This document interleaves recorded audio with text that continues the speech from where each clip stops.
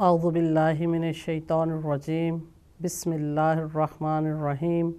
الحمدللہ رب العالمین الصلاۃ والسلام علی محمد وآلہ الطیبین الطاہرین المعصومین۔ السلام علیکم ورحمۃ اللہ وبرکاتہ۔ پروگرام وسیلہ نجات کے ساتھ ہم آپ کی خدمت میں حاضر ہیں، اور آج کے ہمارے اس پروگرام میں ہم جس عظیم ترین ہستی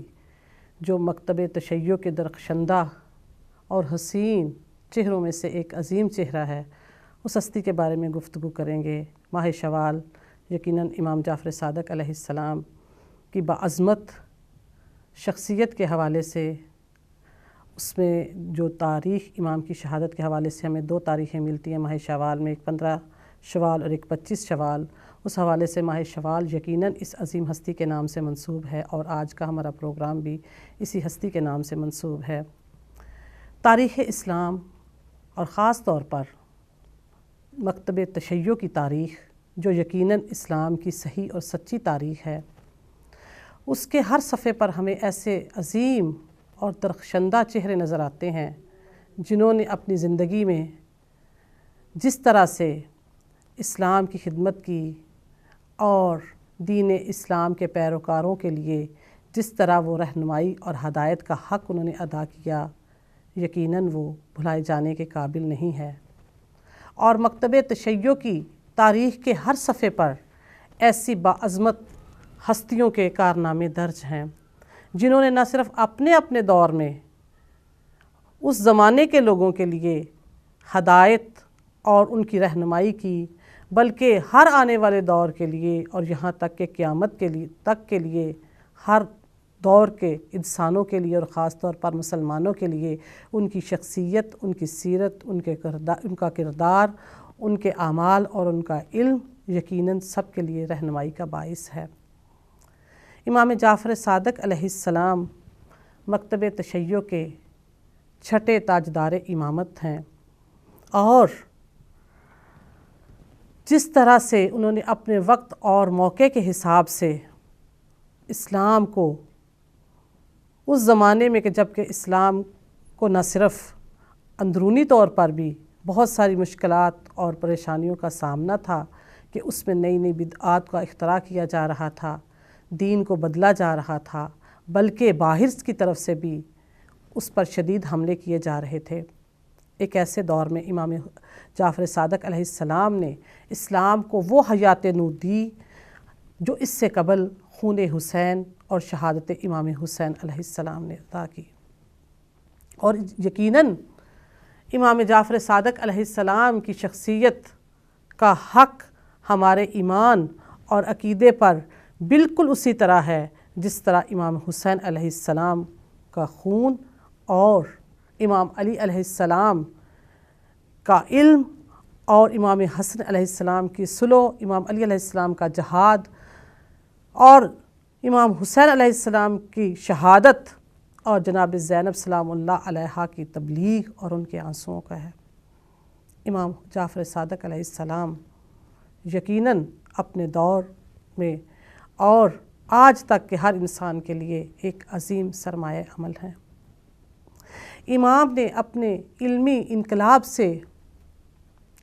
معرفِ اسلام کے افق کو اتنی زیادہ وسعت دی کہ پورا عالم اسلام اس سے جگمگا اٹھا۔ جب ہم اس عظیم ہستی کی زندگی کا مطالعہ کرتے ہیں تو ہمیں پتہ چلتا ہے کہ امام جعفر صادق علیہ السلام، جو یقیناً ہم عقیدے کے لحاظ سے ہمارے چھٹے امام ہیں، اور ہم تمام ائمہ کے ساتھ ساتھ اپنے اس امام سے بھی بہت محبت اور عقیدت رکھتے ہیں، لیکن یہاں تھوڑی سی اس چیز کی ہمیں کوشش کرنی ہے اور اس چیز کی طرف ہمیں متوجہ ہونا ہے کہ یقیناً ہر امام کا مقام و مرتبہ ہمارے نزدیک مسلم ہے اور سب ایک ہی اہمیت اور احترام کے قابل ہیں، لیکن کچھ ہستیوں کا حق ہماری گردنوں پر بہت زیادہ ہے جس کی طرف ہم زیادہ توجہ نہیں دیتے، کہ جن کا تذکرہ،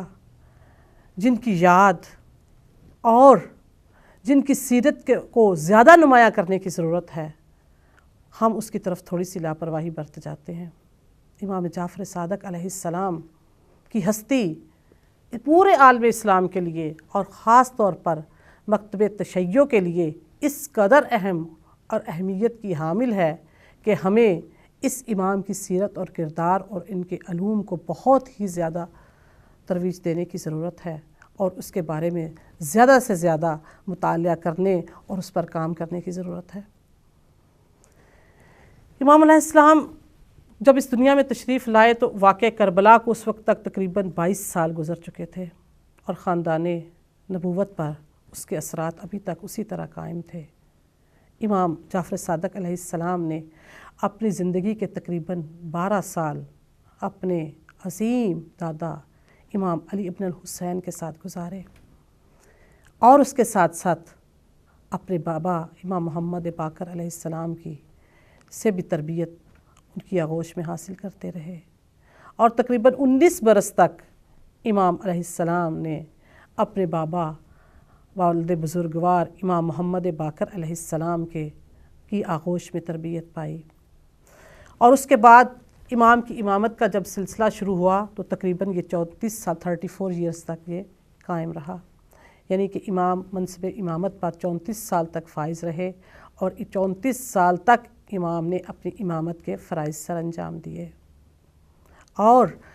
امام جعفر صادق علیہ السلام کو دوسرے تمام اماموں سے ایک اور بھی جو الگ ان کی تاریخ، زندگی کی تاریخ میں جو چیز شامل ہے وہ یہ کہ امام علیہ السلام نے یہ واحد امام ہیں جنہوں نے اپنی زندگی میں 2 جابر ترین خاندانوں کی حکمرانی کی اذیت سہی، یعنی امام جعفر صادق علیہ السلام نے 5 سال بنی امیہ کے حکمرانوں کی دور میں گزارا اور ان کے ظلم و ستم کا نہ صرف نشانہ بھی رہے بلکہ ان کا ظلم و تشدد اپنے چاہنے والوں پر بھی دیکھتے رہے، اور اس کے بعد 2 سال تک امام بنو عباسیہ کے 2 ظالم ترین صفا بن عباس اور منصور دوانکی کے دور میں بھی امام نے زندگی بسر کی، یعنی یہ واحد امام ہیں جنہوں نے ان دونوں ظالم اور جابر ترین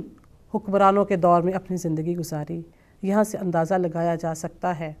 کہ امام کی پوری زندگی کس قدر جد و جہد میں اور کس قدر ظلم و ستم کے دور میں گزری، اور امام ان کی آمریت کو اور ان کے ظلم و ستم کو، دونوں خاندانوں کی ظلم و ستم کا مشاہدہ اپنی آنکھوں سے کرتے رہے۔ امام جعفر صادق علیہ السلام کا دور ہم جب دیکھتے ہیں تاریخ میں کہ امام کا دور کون سا تھا تو اس میں یہ پتہ چلتا ہے، جیسا کہ میں نے ابھی بیان کیا، کہ امام نے اپنی زندگی میں دونوں خاندانوں کی حکمرانی کا مشاہدہ کیا، تو یہ یقیناً بنو امیہ کے دور کا اختتامی حصہ تھا اور بنو عباسیہ کا دور اقتدار شروع ہو رہا تھا، اور یہ وہ زمانہ تھا تاریخ اسلام میں کہ جب یہ دونوں خاندان اقتدار کی کشمکش میں آپس میں دست و گریباں تھے اور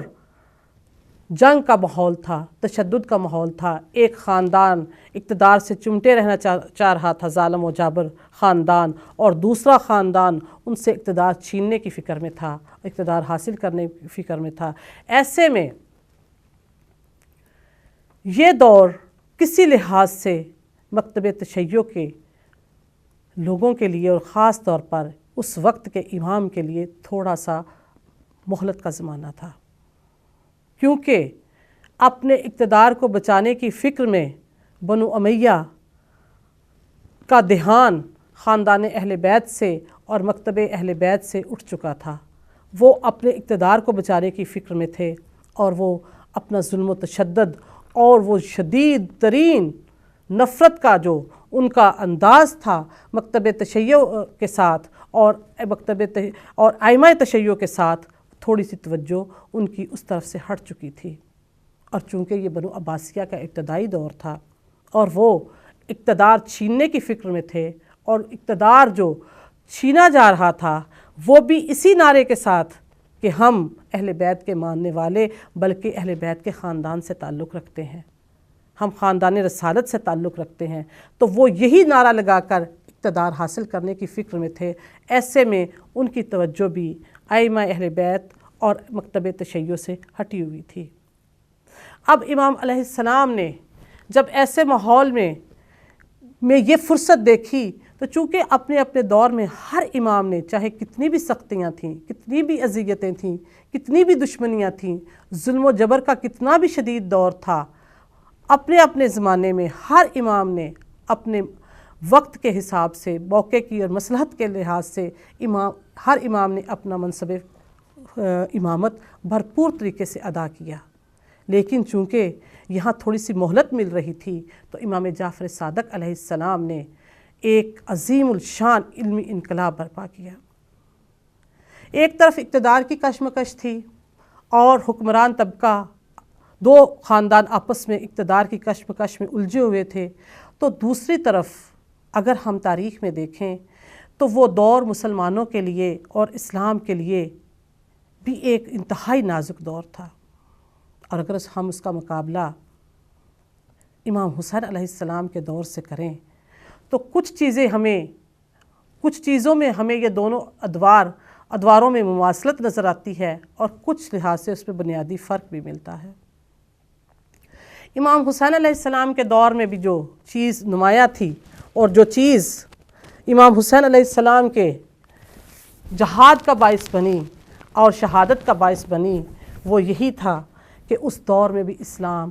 کو عظیم الشان خطرہ لاحق تھا۔ لیکن یہ خطرہ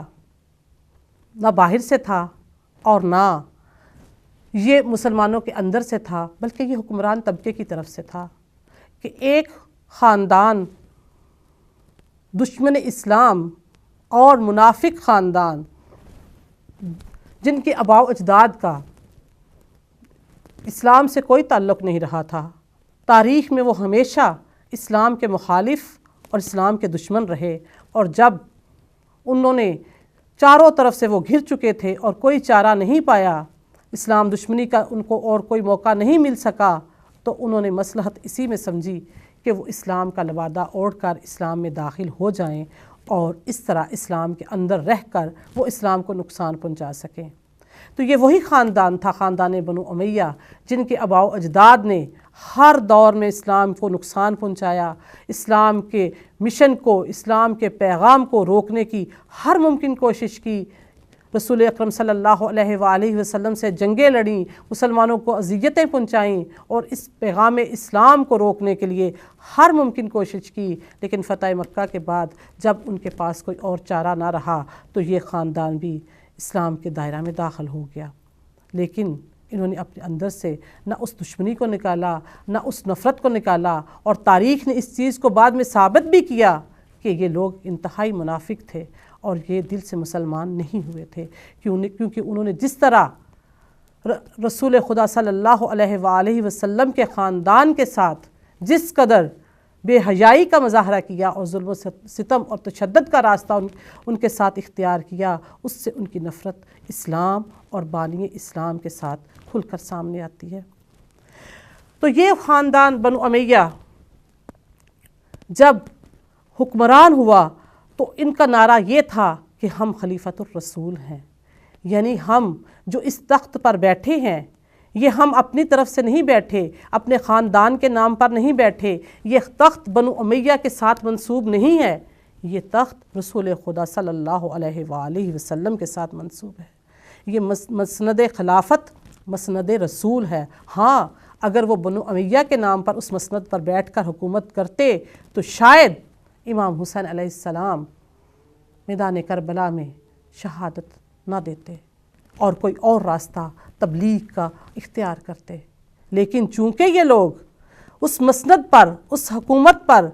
نام رسول پر بیٹھے تھے اور نام اسلام پر بیٹھے تھے، تو اب ان کا ہر فعل اور ان کا ہر قدم رسول کا قدم قرار پاتا تھا، اور ان کا ہر حکم اور ان کا ہر فعل اسلام کا حکم اور اسلام کا فعل قرار پاتا تھا۔ اور یہ عوام کے لیے اور لوگوں کے لیے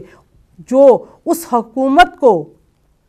ایک اسلام کے خلیفہ کی حکومت کے طور پر دل و جان سے تسلیم کر چکے تھے، یہ ان کے لیے انتہائی یہ چیز خطرناک تھی، کیونکہ وہ ان کے حکمرانوں کے ہر عمل کو اسلام سمجھ کر اس کو قبول کرتے جا رہے تھے اور ان چیزوں کو دین اسلام کا حصہ قرار دے رہے تھے۔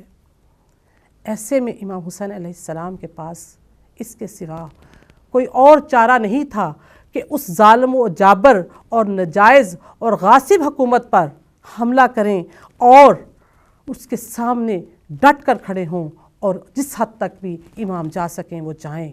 تاکہ لوگوں کو یہ بتا سکیں کہ یہ جو نام رسالت پر اور نام اسلام پر یہ جو لوگ حکومت کر رہے ہیں یہ ناجائز حقدار ہیں، اور ان کو اپنے اس کردار کے ساتھ اور ان اعمال کے ساتھ اس مسند پر بیٹھنے کا کوئی حق حاصل نہیں ہے۔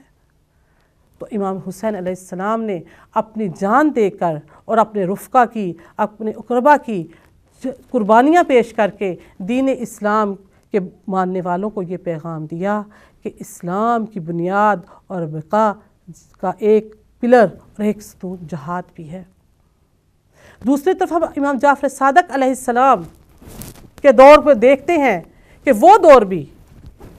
امام حسین علیہ السلام کے دور کے ساتھ اسی طرح مواصلت رکھتا تھا کہ اس دور میں بھی اسلام کو خطرہ تھا، اس دور میں بھی اسلام پر شدید ترین حملے کیے جا رہے تھے، اور مسلمان بہت سارے جو ہیں ان میں بدعات ان کے عقیدے میں داخل کی جا رہی تھیں۔ لیکن یہاں ایک بنیادی فرق جو ہمیں امام حسین علیہ السلام اور امام جعفر صادق علیہ السلام کے دور میں یہی نظر آتا ہے کہ وہاں امام حسین علیہ السلام کے دور میں جو خطرات تھے وہ حکمرانوں کی طرف سے تھے، جو اسلام کو تبدیل کیا جا رہا تھا اور جو اسلام کو کے اندر اسلام سے ہٹ کر، اسلام کی تعلیمات سے ہٹ کر چیزیں جو پیش کی جا رہی تھیں وہ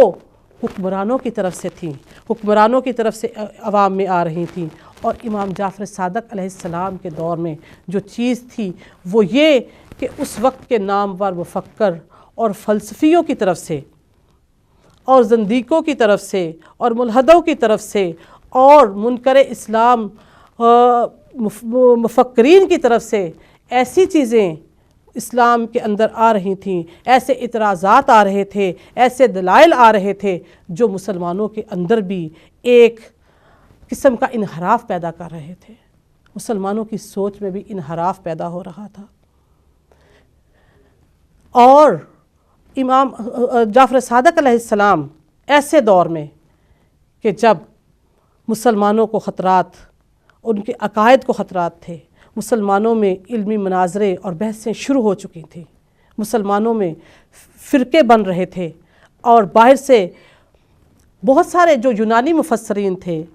اور مفکرین تھے، جو علم کلام کے ماہر تھے، اور جو ہندوستان میں جو مفسرین تھے اور جو دوسرے مشہور ترین تہذیبوں کے جو مفکرین اور فلسفی تھے، ان کی کتابوں کے ترجمے ہو چکے تھے، اور وہ کتابیں مسلمانوں کے درمیان وہ آ چکی تھیں۔ ایک علمی دور تھا، علم کی پیاس کے لیے لوگ ہر قسم کی چیزوں کا مطالعہ کر رہے تھے، اور جب ان لوگوں کی طرف سے دین اسلام پر جو اعتراضات کیے جا رہے تھے، دلیلوں کے ساتھ کیے جا رہے تھے، ایسے میں کوئی بھی ہستی ایسی نہیں تھی جو مسلمانوں کی صحیح معنوں میں رہنمائی کر سکے۔ مسلمانوں میں ایک عجیب افراتفری کا دور تھا، جس کا دل چاہتا تھا کچھ لوگ کبھی کسی کے پیچھے چل پڑتے تھے، کچھ کسی کے پیچھے چل پڑتے تھے، اور مسلمانوں میں فرقے بن رہے تھے، اور باہر کے لوگوں کے اعتراضات اپنی جگہ پر تھے۔ ایسے میں امام جعفر صادق علیہ السلام نے اپنے منصب امامت کو جس طریقے سے ادا کیا وہ تاریخ اسلام کا ایک روشن اور ایک درخشندہ باب ہے۔ اور امام نے جس طرح اس چیز کو محسوس کیا کہ اب اس دور میں اسلام کو کس طرح بچایا جا سکتا ہے، مسلمانوں کے اندر جو ایک فکری انحراف پیدا ہو چکا ہے اس کا مقابلہ کس طرح کیا جا سکتا ہے، اور مسلمانوں کو دین اسلام کی صحیح اور سچی تعلیمات سے کس طرح روشناس کیا جا سکتا ہے، تو امام نے اس کے لیے ایک علمی انقلاب برپا کرنے کا سوچا۔ ایک ایسی درسگاہ، ایک ایسی یونیورسٹی جس میں ہزاروں کی تعداد میں اسٹوڈنٹس آئیں، طلباء آئیں، علم کی پیاس بجھانے والے آئیں تاکہ وہ ان سے سچے اور صحیح دین کی تعلیمات حاصل کریں اور دنیا کے گوشے گوشے میں جا کر اسلام کا پیغام بھی پہنچائیں اور مسلمانوں کی رہنمائی بھی کر سکیں۔ ناظرین، ہمارے بریک کا ٹائم ہوا چاہتا ہے۔ بریک سے واپسی پر انشاءاللہ ہم پھر آپ کی خدمت میں حاضر ہوں گے، ہمارے ساتھ ہی رہیے گا۔